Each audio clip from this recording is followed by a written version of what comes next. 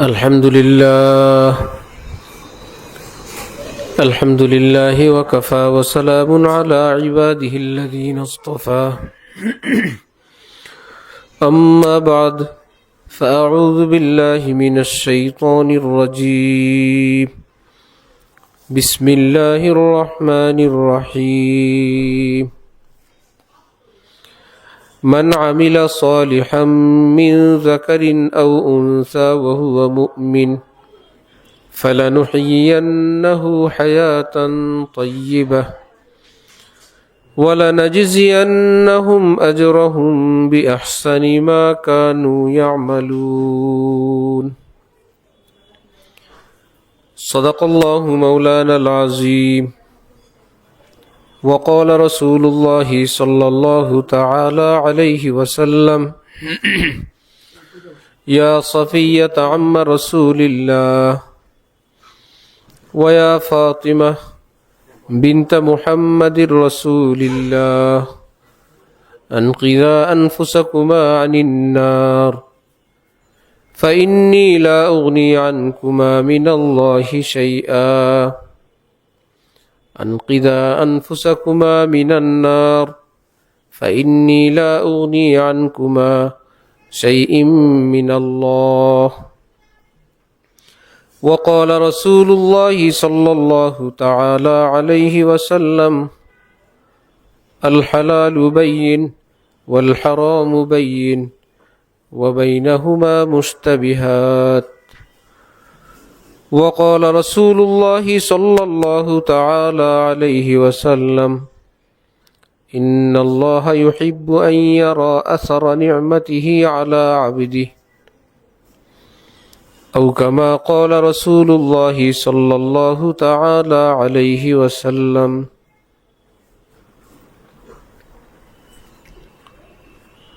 আমি আল্লাহ পাক রব্বুল আলামিনের পবিত্র কালামের অংশ বিশেষ তিলাওয়াত করলাম এবং হযরত রাসূল করিম সাল্লাল্লাহু আলাইহি ওয়াসাল্লামের দুইখানা হাদিস শরীফ পাঠ করলাম। আল্লাহ পাক কোরআন শরীফ এবং হাদিস শরীফের পরিপূর্ণ হেদায়েত আমাদের সকলকে নসিব ফরমান। কোরআনে পাক এবং হাদিসে পাকের সহি বুঝ, সহি ইলম আল্লাহ পাক আমাদের সকলকে দান করেন। আমাদের জীবনের সমস্ত গুনাহ মাফ করে দেন। আমাদের মা বাবা, আপনজন, প্রিয়জন সকল মুসলমানের গুনাহ মাফ করে দেন। আল্লাহ পাক রব্বুল আলামিন আলিমুল গায়ব, আল্লাহ পাক আলিম, আল্লাহ পাক সামি, আল্লাহ পাক বসির। আল্লাহ পাক পৃথিবীর সব কিছু জানেন, সব কিছু দেখেন, সব কিছু শুনেন। একজন মুমিনের জীবনের যে সমস্ত গুণাবলী, যে সমস্ত আকীদার বিষয়, তার মধ্য থেকে এই বিষয়গুলো খুবই গুরুত্বপূর্ণ।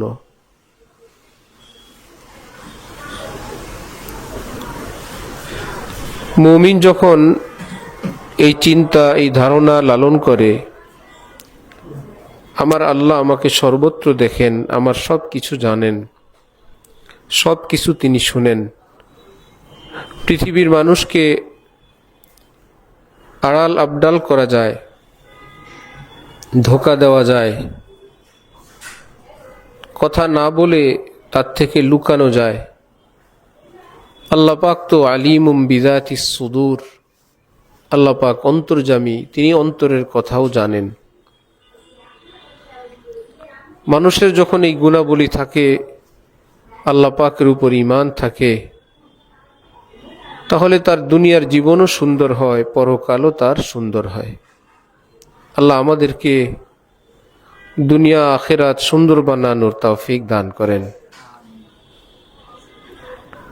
মা বোনদের উদ্দেশ্যে আজকের এই মজলিস, এই জলসা। আমাদের পাশের রুমে যারা আছেন, বিশেষ করে যারা অডিওতে দেশের বিদেশের বিভিন্ন স্থান থেকে আমাদের সঙ্গে আজকে অংশগ্রহণ করলেন। আল্লাহ পাক আমাদেরকে আল্লাহ পাকের জাত, আল্লাহ পাকের সত্তা এবং ইসলামের যে মৌলিক বিষয়াদির ব্যাপারে সহি এবং সঠিক আকীদা রাখা দরকার, আল্লাহ আমাদেরকে সেই রকম সহি আকীদা পোষণ করার তৌফিক দান করেন।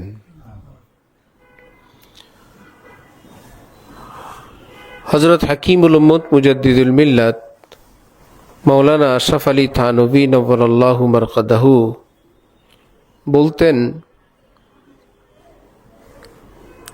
আল্লাহ পাকের কাছে জান্নাত চাওয়ার হিম্মত আমি আশরাফ আলীর নেই। আমি আল্লাহ পাককে বলবো, আল্লাহ আমাকে জান্নাত দেন।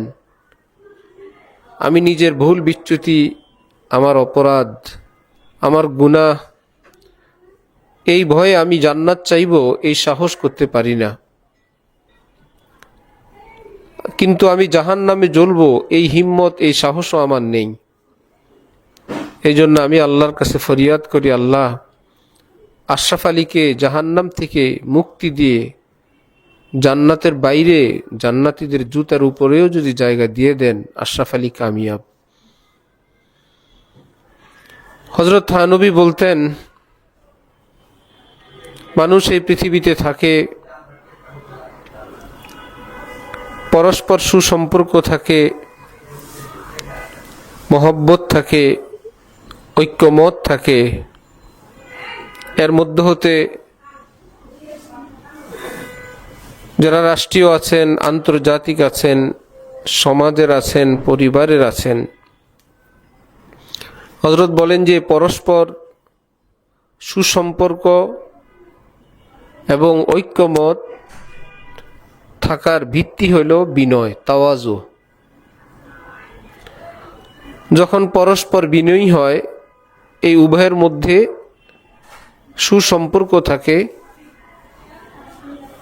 আর যখন পরস্পরের মধ্যে, সকলের মধ্যে অহংকার থাকে, আত্মম্ভরিতা থাকে, হযরত থানভীর মতন পৃথিবী বিখ্যাত আলেম মুহাদ্দিস তিনি বলেন, অহংকারীদের ঐক্য কখনো হয় না।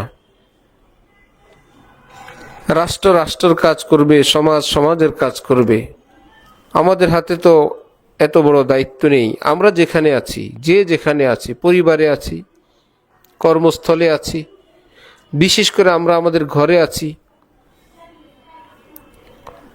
সদস্যরা যদি বিনয়ী হয়, হযরত থানভীর আরেক তালিম, বড় কেউ যখন ছোট কাউকে দেখবে, এই বিবেচনায় তাকে সম্মান করবে, তার বয়স যেমন কম,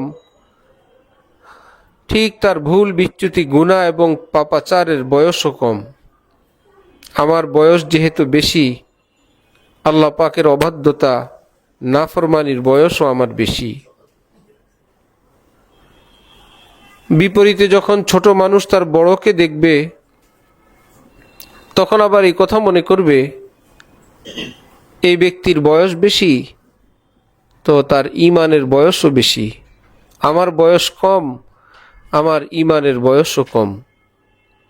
হাজার লক্ষ কোটি আমলের চেয়ে ঈমানের মূল্য, ঈমানের মর্যাদা এত বেশি যে একজন মুমিনের ঈমানকে এক পাল্লায় রাখলে, হাজারো লাখো কোটি আমল অপর পাল্লায় রাখলে ঈমানের পাল্লা সেখানে ভারী হয়ে যাবে।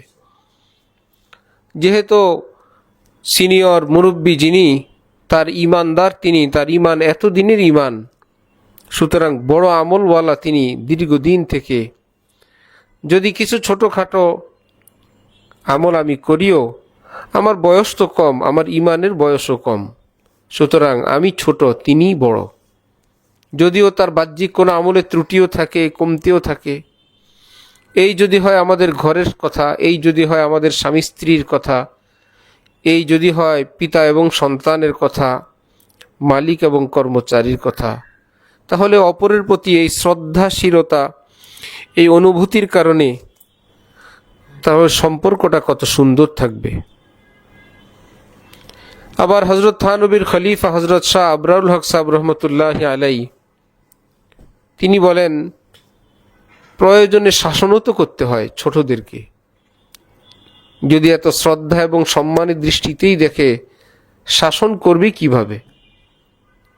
হযরত বলতেন, এর জন্য পদ্ধতি হল, রাজার ছেলে যদি অপরাধ করে, রাজা যদি জল্লাদকে আদেশ করেন, আমার ছেলেকে 10টা বেত্রাঘাত করো,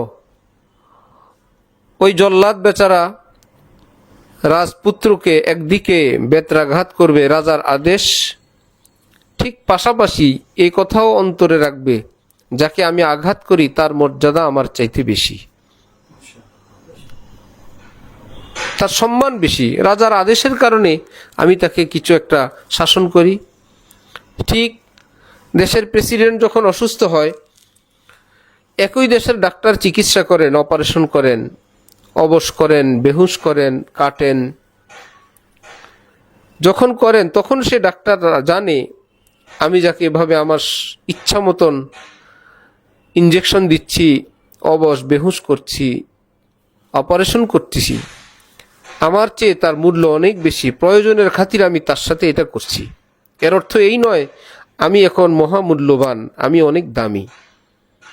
ঠিক সন্তান হোক, ছোট যেই হোক, তাকে যদি শরীয়ত সম্মতভাবে রাগ ধমক শাসন করতে হয়, অন্তরের মধ্যে ঈমানি চেতনা যদি সাথে থাকে, প্রয়োজনের খাতিরে আমি তার অপারেশন করছি, আমি তাকে শাসন করছি, কিন্তু আল্লাহ পাকের কাছে তার দাম বেশি।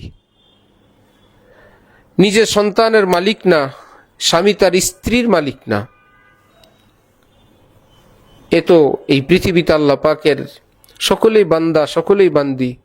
এই পৃথিবীতে সুন্দর সুসম্পর্ক বজায় রেখে সুশৃঙ্খল এক জীবন যাপনের জন্য আল্লাহ পাক স্বামী এবং স্ত্রীকে একত্রিত করে দেন, সন্তানকে পৃথিবীতে পাঠান। সন্তানের মালিক তো আল্লাহ, এটা আল্লাহ পাকের আমানত। এই আমানতের উপর কোনো প্রকার ভুল বিচ্যুতি হলে সন্তান হিসেবে সে কিছু বলল না, সে কিছু করল না, কিন্তু তার মালিক যে সে মহান আল্লাহ, তার দরবারে তো আমি আপনি আসামি হব। এই জন্য সন্তানকে শাসন করা হোক, সন্তানকে শব্দ চয়ন, যে কোনো শব্দ দিয়ে শাসন করা, এই অর্থে এটা আমার সন্তান, আমি যে কোনো ভাষাই বলবো, এটা আমার আপনার নিজের আমলের জন্য ভীষণ ক্ষতিকর।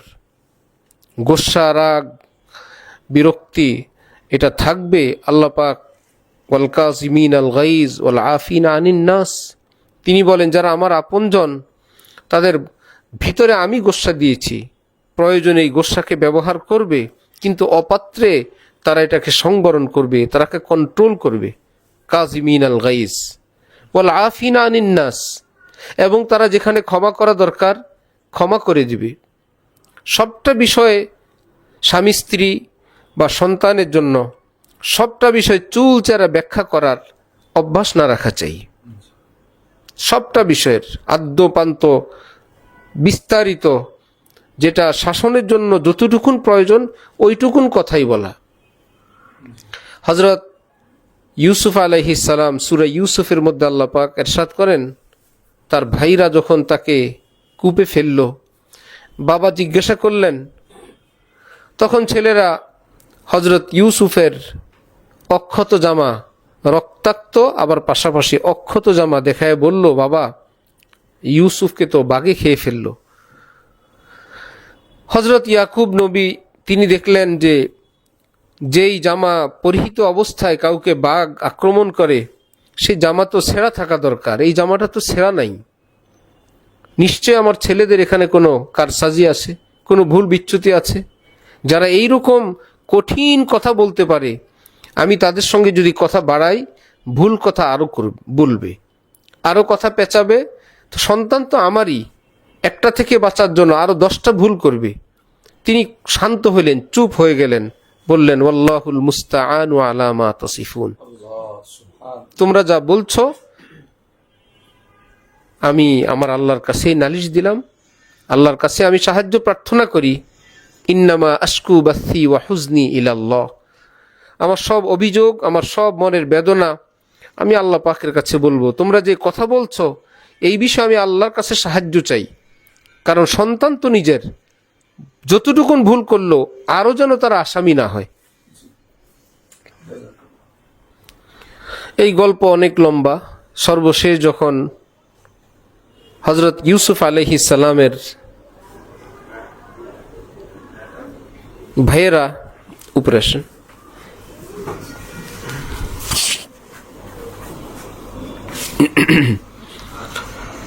আসেন এখানে সেজন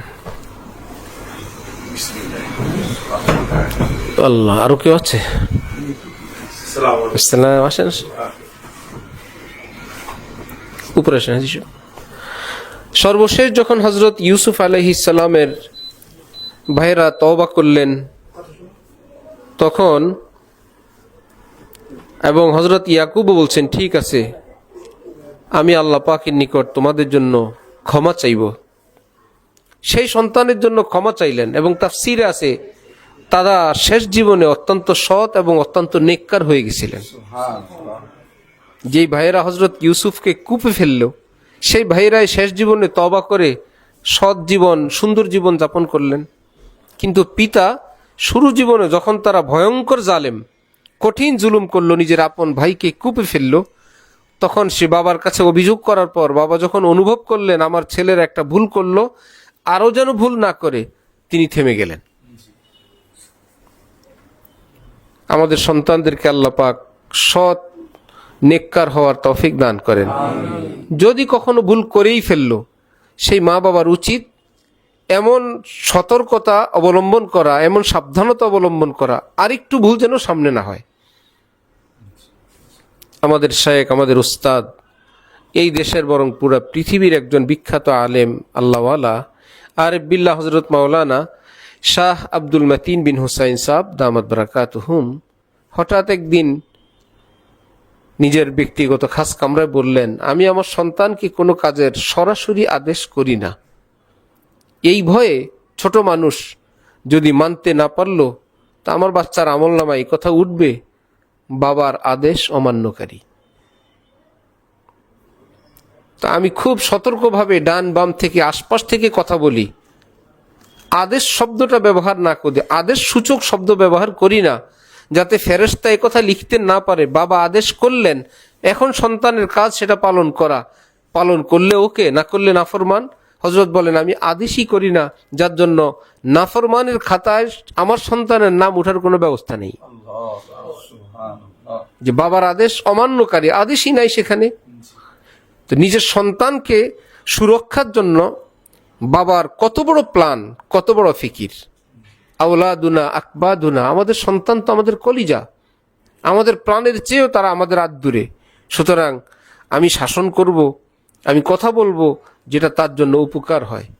ইন্নাল লুৎফা ইয়াতি বিমা লা ইয়াতি বিহিল উনফ, হাদিসে পাকে আছে যে নম্রতার দ্বারা, আদর আপ্যায়নের দ্বারা, সুমিষ্ট ভাষার দ্বারা এমন সব কাজ আদায় করে নেওয়া যায় যেটা কঠোরতার দ্বারা, শক্ত ভাষার দ্বারা আদায় করে নেওয়া যায় না।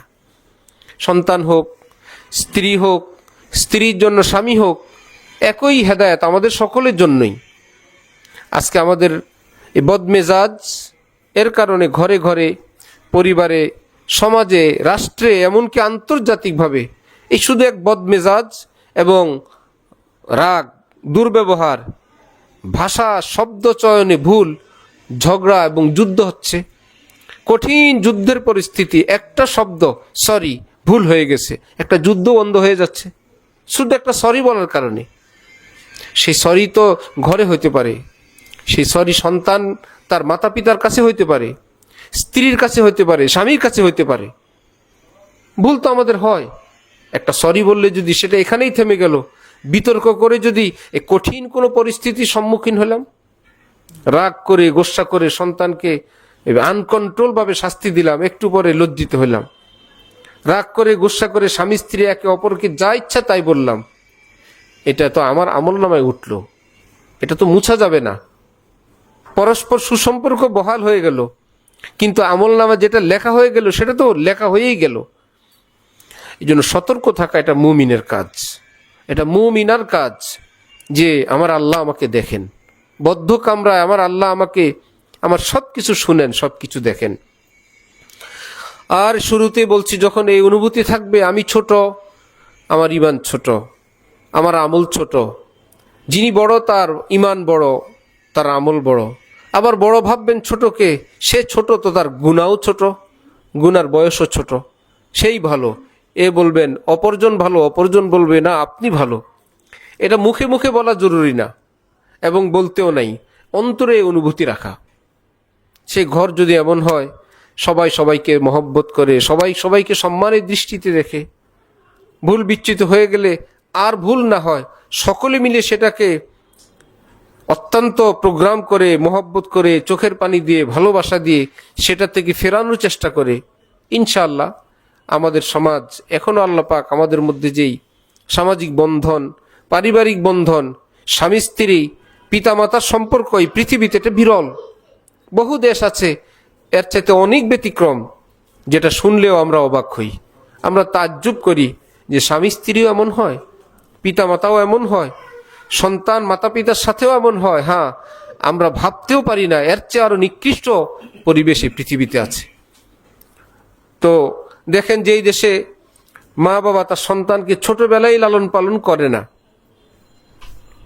নিজে স্বাধীনভাবে ঘুরে বেড়ায়, বড় হলে কি হয়, সেই সন্তান আবার মা বাবাকে ওই রকম, মা বাবা যেরকম ছোটবেলায় লালন পালনের জন্য অন্যের হাতে হস্তান্তর করলো, বয়সকালে আবার সন্তান মা বাবাকে অন্যের হাতে হস্তান্তর করে দিল।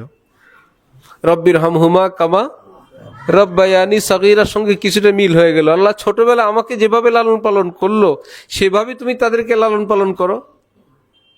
আল্লাহ একে এই কর্মচারী দিয়ে আমাকে লালন পালন করাইছিল, সুতরাং এই কর্মচারী দিয়ে মা বাবাকেও লালন পালন করায়।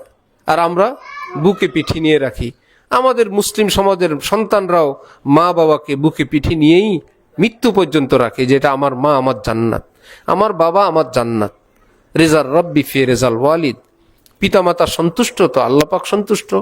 সাখাতুর রব্বি ফি সাখাতিল ওয়ালিদ, আল্লাহ পিতামাতা অসন্তুষ্ট তো আমার আল্লাহ অসন্তুষ্ট। মুমিনের, মুসলিম সমাজের মধ্যে এই যে দ্বীনি কালচার, এটা বড় সম্মানের, এটা বড় মর্যাদার, এটা বড় নিরাপদের। এই জন্য আমরা আমাদের যে সমাজ ব্যবস্থা, হাজার ভুল বিচ্যুতি এখানে ঢুকে গেছে, তারপরেও যা আছে এর কদর করি, এটাকে মূল্যায়ন করি এবং নিজের সন্তান, নিজের স্ত্রী, নিজের স্বামী, যে যে মনে করবে আল্লাহ আমাকে দ্বীনের একটু বুঝ বেশি দিলেন, তার দায়িত্ব বেশি। সে সন্তান হইতে পারে, এমন হইতে পারে পরিবারে দ্বীনি বুঝ ছেলেটার বেশি, মেয়েটার বেশি, হইতে পারে স্ত্রীর বেশি, হইতে পারে স্বামীর বেশি। সে অহংকার করবে না, গর্ব করবে না, এটাকে ছড়ায় দিবে অত্যন্ত শক্ত ফতোয়ার আকারে না, এটা হারাম, এটা নাজায়েজ, এটা কুফরি, এটা শিরকি, এমন ভাষায় না, মহব্বতের ভাষায়, ভালোবাসা এবং মহব্বত দ্বারা অন্যদেরকে দ্বীনের দিকে আকৃষ্ট করার চেষ্টা করবে। আর সে শুধু ফতোয়া দিলে হবে না, মাসআলা বললে হবে না, এর চাইতে বড় ফতোয়া দায়িত্ব হইল নিজের সেই সুন্দর আখলাক তাদেরকে উপহার দিবে, সুন্দর ভাষা তাদেরকে উপহার দিবে, যেন তারা অবাক হয় যে আমার এমন ভুলের পরে তার এই আচরণ। तसद्दुक़ अपने खुदा पे जाऊं ये प्यार आता है मुझको इंशा इधर से है गुनाह पैहम उधर से दम बदम एनायत है। এক কবি ছিলেন, তার ছদ্মনাম ছিল ইনশা। তিনি বলছিলেন যে আমার আল্লাহর আচরণ দেখলে আমার ইচ্ছে করে প্রতি মুহূর্তে আমার জীবনকে আমি আল্লাহর উপর উৎসর্গ করি। এত ভালো আমার আল্লাহ, আমি আল্লাহর জন্য জমিন থেকে আল্লাহর জন্য পাঠাই কতগুলো গুনাহ, নাফরমানি, অবাধ্যতা, আমি অহরহ এই করি, এটাই আমি তার কাছে পাঠাই। আর আসমান থেকে তিনি আমার জন্য শুধু নেয়ামত আর নেয়ামত পাঠান। আমি কি দেই, তিনি কি দেন, অথচ আমি তার কবজায়, আমি তার হুকুমে। চাইলে তিনি আমাকে যে কোনো জায়গায় ব্রেক দিয়ে দিতে পারেন, আমার কালো চোখের আলো সাপ্লাই বন্ধ করতে পারেন, আমার মেমোরি লস করে আমার পৃথিবীর সব কিছু অচেনা করে দিতে পারেন। আমি চোখ দিয়ে দেখি ঠিক, কিন্তু আমি স্থির করে বলতে পারি না এটা কে। মুহূর্তেই তিনি পারেন।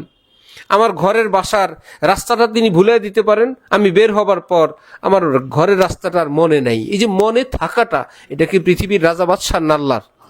তিনিই তো মনে করায় দেন, আমরা ঘুরে ফিরে আবার নিজের ঘরে ফিরে আসি। হাঁস মুরগিদেরকে চিনায় দেন, সে তার খোপে চলে আসে। মৌমাছিকে তিনি পথ চিনায় দেন, মৌমাছি তার পথে পথে নিজের চাকে আবার চলে আসে। এটা যদি আল্লাহ আমার আপনার ব্রেন থেকে অফ করে দেন, এইটুকুন বাতাস, এইটুকুন পানি, এইটুকুন স্কিন, এই ভিতরের হার্ট, কোনো মোটর নাই, ইঞ্জিন নাই, চলছে রক্ত দৌড়, আবার রক্তের মধ্যে হালকা কুসুম কুসুম গরম ভাব আমাদের সুস্থ থাকার জন্য, সেটা তিনি দিয়ে রাখছেন খাদ্য খাবারে এই কুদরতি মেশিন দিয়ে। এই জন্য আল্লাহ পাকের হাতে আমি আপনি এতটা ন্যস্ত, এখানে গর্ব, এখানে অহংকার, না টাকার, না পয়সার, না রূপের, না সৌন্দর্যের, না ক্ষমতার, সব কিছুই তার ভীষণ অপছন্দের। আল কিবরিয়া উরিদাই ওয়াল আযামাতু ইজারি, আল্লাহ পাক বলেন বড়ত্ব এটা আমার চাদর, মর্যাদা এটা আমার পরনের কাপড়। আল্লাহ পাক তো চাদরও নাই কাপড়ও নাই, এক্সাম্পল দিয়ে, উদাহরণ দিয়ে আমাদেরকে বুঝান যে তোমার গায়ের চাদর নিয়ে যদি কেউ টান দেয়, তোমার পরনের কাপড় যদি টান দেয়, তুমি কতটা ক্ষুব্ধ হবে। সেটা যদি রাজার গায়ের কাপড় হয়, প্রভাবশালী কোনো রাজা বাদশার গায়ের কাপড়, পরনের কাপড় যদি টান দেয়, তাহলে শাস্তিটা তার কেমন। সুতরাং আমি এটাকে ঘোষণা দিলাম, আমার চাদর আমার কাপড়। কাউকে যদি দেখি সে অহংকার করে, আমি বলবো, আমি বিবেচনা করবো, আল্লাহ পাক বলেন সে আমার চাদর নিয়ে টান দিল, আমার একচ্ছত্র চাদর এই নিয়ে তুমি টান দিলা, আমি তোমার গর্দান উড়ে কসমতু ওয়া কাযাফতুহু ফিন্নার, আমি তার গর্দান উড়িয়ে দিই, আমি তাকে জাহান্নামে নিক্ষেপ করি। এই জন্য কোনো কিছুরই অহংকার নাই। ছাই যদি আকাশে উড়ে, ছায়ের কি কর্তৃত্ব? এটা বাতাসের পাওয়ার। বাতাস তাকে আকাশে ঊর্ধ্বে উঠাইলো, ছাই যদি সেখানে উঠে বলে আমি এত উপরে, হ্যাঁ উপরে ঠিক, এ কথা মনে রাখা বাতাসের বরকতে। বাতাস যদি বিপরীত চলে, এক মুহূর্তে আমি আছড়ে পড়বো আবার জমিনে, এটা আমার পাওয়ার না। সুতরাং যে কর্তৃত্ব আমার, আজকে আমার রূপ, আমার লাবণ্য, আমার যোগ্যতা, আমার অর্থকড়ি, আমার ক্ষমতা, মুমিনের উচিত সব সময় শুকর আদায় করা। আল্লাহ আপনার দান, আল্লাহ আপনার দান, আপনি দিয়ে রাখছেন, আপনি নিয়ে গেলে আমি তো সেই, আমি তো সেই পাপিষ্ট। আপনি তৌফিক দেন তো সেজদা করি, আপনি তৌফিক দেন আমি আপনার জন্য কান্না করি, আমি চোখের পানি ফেলি, এই চোখের পানিও তো আপনার, আপনি দিয়ে রাখছেন। আমি একটু চাইলে এই পানিটা ঢেউ তরঙ্গ হয়ে এখানে আসে। আবার আপনি বললেন কারো চোখের কোনায় পানি দেখলে আমি আল্লাহর এত মায়া লাগে, আমি তার জন্য জাহান্নামকে হারাম করে দিই। সব ব্যবস্থাই আপনি করে দিলেন, চোখের পানি ভিতরে দিয়ে আবার কান্নার তৌফিক দিলেন। আল্লাহ কান্না করা এটাও আপনার দান, চোখের পানি আসা এটাও আপনার দান, সবই আপনি দিলেন। আবার আপনি পুরস্কার ঘোষণা দিলেন। আল্লাহ আপনি কত মহান, আল্লাহ আপনি দিয়ে রাখলেন সব। কোনো বাচ্চাকে যদি আমি টাকা দিলাম, আমি দিয়ে বললাম সেখান থেকে 1 টাকা দাও বাবা, তোমাকে কোটি টাকা দিব, আহা বাচ্চা তো অবাক, আমার হাতে 10 টাকা এটাও বাবার, এখান থেকে 1 টাকা বাবাকে দিলে বাবা আমাকে কোটি টাকা দিবেন, কেমন বাবা? চোখের পানি নিজেই দিলেন, চোখ তিনিই দিলেন, কান্নার তৌফিক তিনিই দিলেন। বললেন আমার জন্য যদি অল্প কান্না করো, তোমাকে আমি 1 কোটি না, আমি তোমাকে 10 দুনিয়ার সমান একটা জান্নাত দিয়ে দিব। তিনি দিয়ে আবার এটাকে আবার বড় বানানোর প্রসেস করলেন। এই জন্য আমাদের কোনো কিছুই এমন নাই। এই অনুভূতিও যদি থাকে, এটার আরবি ভাষা হইল নবীজির হাদিসে পাকে, লা হাওলা ওয়ালা কুওয়াতা ইল্লা বিল্লাহিল আলিয়্যিল আযীম। আয় আল্লাহ, কোনো বন্দিগি করার ক্ষমতা আমার নাই, আয় আল্লাহ গুনাহ থেকে বেঁচে থাকার যোগ্যতাও আমার নাই, ইল্লা বিল্লাহ। হ্যাঁ আপনি যদি দেন আমি গুনাহ থেকেও বাঁচতে পারবো, আপনি যদি তৌফিক দেন আমি আপনাকেও ডাকতে পারবো। সুতরাং যদি একটু ডাকি, তখন বলে আমার আল্লাহ আমাকে ডাকতে দিছেন। যদি একটু গুনাহ থেকে বেঁচে থাকি, আমার আল্লাহ আমাকে গুনাহ থেকে বাঁচার তৌফিক দিছেন। আমি শুধু চেষ্টা করি, আমি গাছ বপন করি, এটা আমার কাজ, আমি পানি দেই, আমার কাজ, আমি বেড়া দেই, সার দেই, আমার কাজ। গাছটাকে বড় করার ফল দেওয়া কি আমার কাজ না আল্লাহর কাজ? আল্লাহর কাজ। আমি আমার টুকুন করি, আল্লাহ সবটা করেন, আল্লাহ সব করেন। আমাদের কি তিনি পুরস্কৃত করার জন্য দায়িত্ব দিয়ে তৌফিক দিয়ে রাখছেন, শুধু দায়িত্ব দেন নাই, শক্তি সক্ষমতা তৌফিক তিনিই দিয়ে রাখছেন। যে মসজিদে যাবা, মসজিদে যাওয়ার পাটা কি আমাদের না আল্লাহর? মসজিদের পথটা চিনানোর ক্ষমতা কি আমাদের না আল্লাহর? সব তিনি দিয়ে বললেন যাবা মসজিদে, গেলে অনেক বড় পুরস্কার দিব।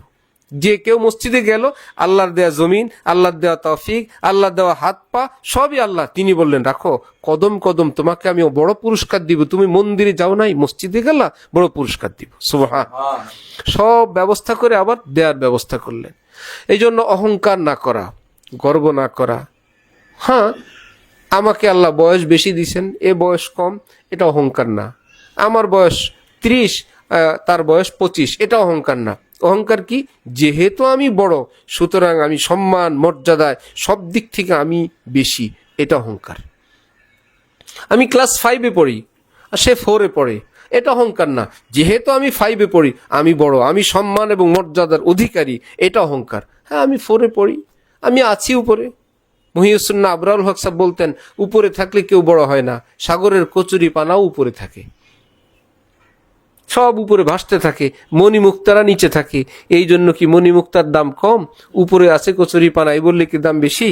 উপরে থাকলে একটু ঊর্ধ্বে উঠলেই কিছু হয় না। উপরের তলায়ও নাফরমান থাকতে পারে, জাহান্নামী থাকতে পারে, নিচতলায় জান্নাতিও থাকতে পারে।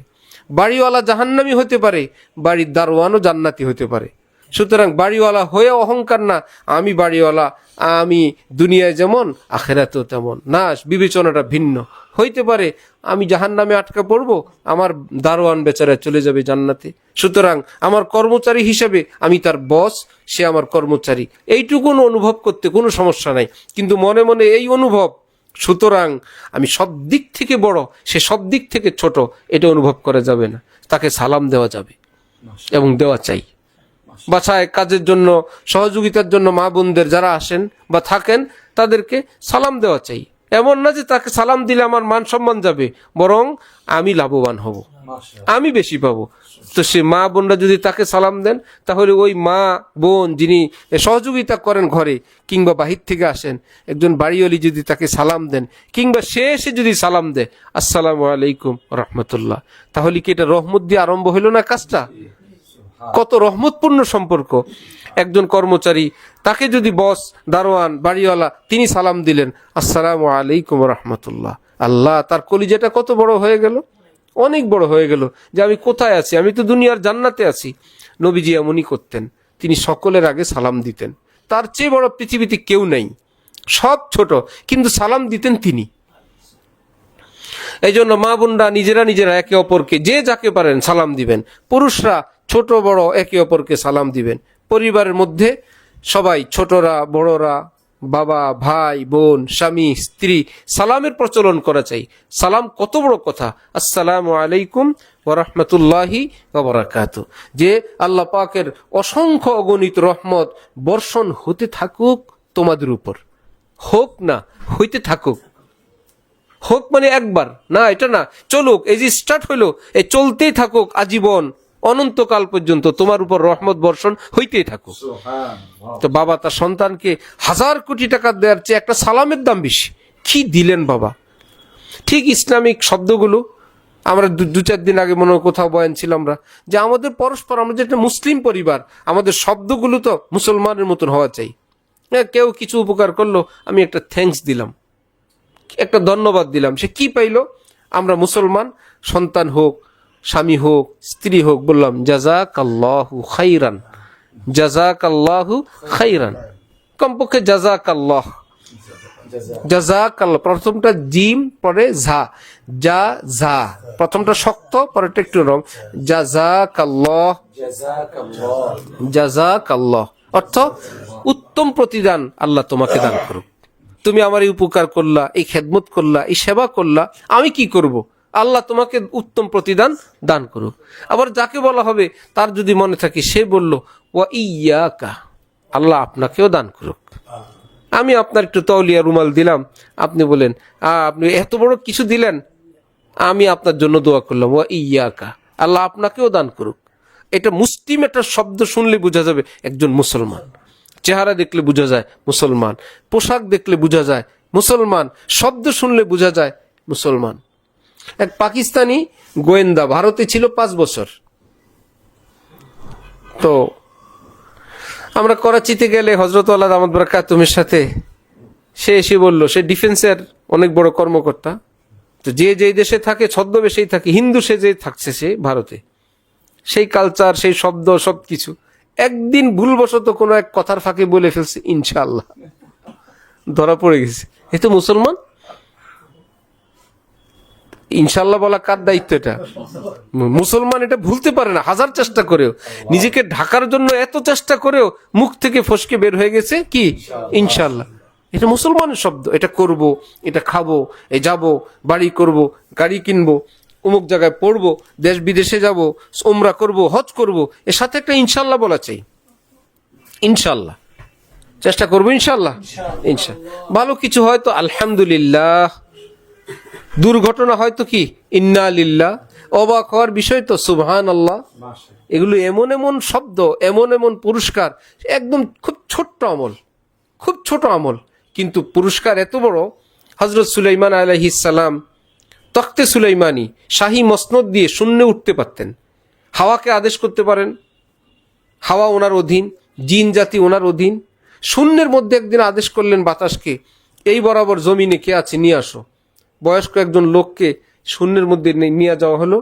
তিনি জিজ্ঞাসা করলেন, আপনি কিছুক্ষণ আগে কি বলছিলেন? বললেন, আমি কিছু বলি নাই, কিছু করি নাই।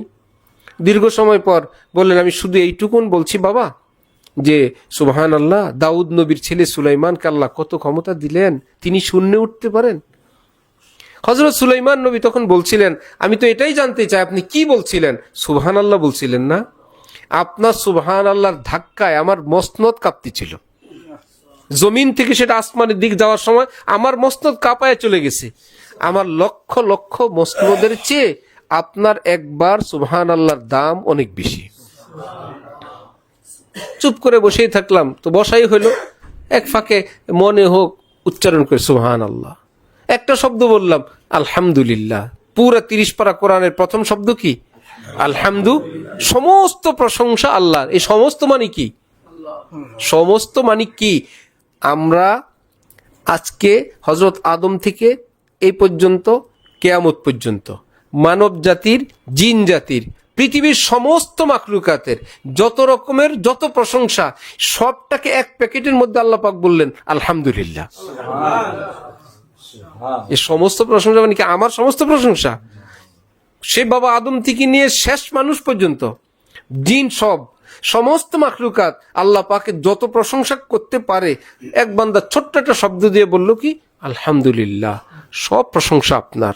আল্লাহ খুশিও এত হন যে কিয়ামতের দিন মানুষের আমল ওজন করার যে পাল্লা, যার মধ্যে 7 আসমান জমিন সবটাকে এক পাল্লায় রাখা যায়, এত বড় পাল্লা, সেই পাল্লাকে নেকি দ্বারা ভরপুর করে দিয়ে দেন। একবার আলহামদুলিল্লাহ বললেন, খাওয়ার পরে একটু ভালো লাগলো, আলহামদুলিল্লাহ আলহামদুলিল্লাহ, খুব মজা হইলো। পানি পান করলাম, খাবার পরে দোয়া পড়লাম, খাবারের মধ্যখানে আলহামদুলিল্লাহ বললাম, আল্লাহও খুশি হইলেন। যিনি ব্যবস্থা করলেন তিনিও খুশি হইলেন যে আমার রান্না, আমার আয়োজন মেহমানদের জন্য, খানেওয়ালাদের জন্য বড় পছন্দের, তারা বড় শুকরগুজার, তারা খেয়ে খুবই আনন্দ প্রকাশ করলেন, তারাও খুশি হয়ে গেলেন, আল্লাহ পাকও খুশি হয়ে গেলেন। এই জন্য এই কালচার ইংরেজওয়ালাদের সঙ্গে যোগ না দেওয়া। ইংরেজওয়ালাদের সঙ্গে যোগ দিলে মাথা থেকে পা পর্যন্ত সেটা যেমন যাবে, পোশাক যাবে, দিন যাবে, ইমান যাবে, কান যাবে, চোখ যাবে, জবান যাবে। এই জন্য বর্ডার যখন অরক্ষিত হয়ে যায়, ক্যাপিটাল রাজধানীও সেখানে অনিরাপদ হয়ে যায়। যে কোনো বর্ডার দিয়ে দুশ্মন প্রবেশ করবে। ইমান আল্লাহ আমাদের বুকে রাখছেন, চতুর্দিক থেকে বর্ডার রাখছেন, যে বর্ডার হেফাজত করো, ইমানের বাড়িতে যেন আক্রমণ আসতে না পারে। জবান একটা বর্ডার, কান একটা বর্ডার, চোখ একটা বর্ডার, স্কিন একটা বর্ডার। আল্লাহ পাক বলেন কোনো পথে যাতে দুশ্মন আসতে না পারে ইমান। আর যদি বর্ডার ওপেন করে দাও, যে জবানের রাস্তা খোলা, কান চোখের রাস্তা খোলা, তাহলে যে কোনো দিক থেকে আক্রমণ শুধু এই জায়গায় বর্ডারে হামলা হবে না, এই পথে ইমানের উপর হামলা করবে। এই জন্য এমন নিশ্চিত না হই যে ইমান ঠিক আছে, পোশাকটা ইহুদিদের মতন, ইমান ঠিক আছে, আমাদের ঘরটা খ্রিস্টানের মতন, ইমান ঠিক আছে, আমাদের ছেলে মেয়েদের পোশাক আশা কালচার, এরা একটু বড় লোক পয়সাওয়ালা, এই জন্য এমন না। ইমান ঠিক না, ইমান অনিরাপদ হয়ে গেল। আমি আপনি আজকে জীবিত, আমাদের সামনেই যদি বাচ্চারা এমন হয়, যেদিন আমি আপনি দুনিয়ায় থাকবো না, তাদের জন্য আজকে যে ফাউন্ডেশন দিয়ে যাচ্ছি, তারা সেদিন কি হবে, সেই দিনের কালচার কি হবে। এই জন্য যত সম্ভব নিজের স্ত্রী, নিজের সন্তান, নিজের আপনজন প্রিয়জনকে দিনমুখী রাখার চেষ্টা করি। দিন শিখায়, ফরজ পরিমাণ দিন শিখি, সন্তানকে দিন শিখানোর চেষ্টা করি, এবং নিজের মধ্যে তাওয়াজু এবং বিনয় লালন করি। ইসলামিক শব্দ যেগুলো সেটাও ব্যবহার করি। হক্কানি আলেম, আল্লাহওয়ালা, তাদের বয়ান, তাদের শিক্ষা দীক্ষা, তাদের সঙ্গে যতভাবে জোড়া যায় পুরাই লাভ। পদ্মা নদীর সঙ্গে জোড়া যে খাল, ওই খালে মাছ আসে কোত্থেকে? মেঘনা থেকে না পদ্মা থেকে?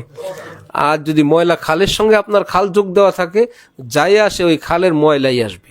জি, দুনিয়াওয়ালাদের সঙ্গে সম্পর্ক রাখবেন, দুনিয়ার খবর পাবেন, আরেকটা ফ্যাক্টরির খবর পাবেন, আরেকটা ফার্নিচারের খবর পাবেন, 2-4-10টা ডিনার সেটের খবর পাবেন, আরেকটা মার্কেটের খবর পাবেন। ওকে, খুব ঠিক আছে। দিনওয়ালার সঙ্গে সম্পর্ক রাখবেন, একটা ভালো মাদ্রাসার খবর পাবেন, হক্কানি একজন আল্লাহওয়ালার খবর পাবেন, একটা সুবহান আল্লাহ আলহামদুলিল্লাহর খবর পাবেন, একটু চোখের পানি ঝরানোর দৃশ্য দেখবেন। এই দৃশ্য কি আমাদের জন্য অনেক দামি জিনিস না? আল্লাহ আমাদেরকে, যারা শ্রোতামণ্ডলী আছেন কাছে দূরে, সকলকে আল্লাহর পছন্দের জীবন অর্জন করার তৌফিক দান করেন। ওয়া আখিরু দাওয়ানা আনিল হামদুলিল্লাহি রাব্বিল আলামিন।